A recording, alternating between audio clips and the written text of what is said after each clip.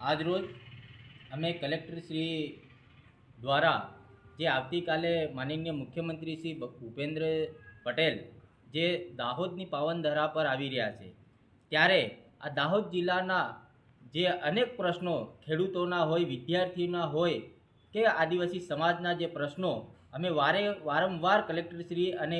ઉપલા અધિકારીઓને આવેદન આપ્યા, પણ આ ભાજપની સરકારમાં કોઈપણ જાતના અમારા આવેદનપત્રનો જવાબ ન મળતા જ્યારે મુખ્યમંત્રી શ્રી દાહોદ ખાતે આવી રહ્યા છે, ત્યારે અમે એમનો સમય માંગ્યો છે કે અમને જે આ દાહોદ જિલ્લાના જે ખેડૂતોના પ્રશ્નો છે, જે વિદ્યાર્થીઓના પ્રશ્નો છે કે અન્ય જે પાણીના પ્રશ્નો છે અને જે મનરેગાના કૌભાંડના પ્રશ્નો છે, એ પ્રશ્નો માટે અમે ઉજાગર કરવા માટે અને માનનીય મુખ્યમંત્રી શ્રી ભૂપેન્દ્ર પટેલ સાહેબના ધ્યાને લાવવા માટે અમે માનનીય કલેક્ટરશ્રીને આવેદન આપી અને અમે 1 કલાકનો સમય અમે માંગ્યો છે. આવતીકાલે મુખ્યમંત્રીશ્રી અમને વિશ્વાસ છે કે જો સાચા અર્થમાં મુખ્યમંત્રીશ્રી જો આ દાહોદ જિલ્લાનો વિકાસ કરવા માંગતા હોય તો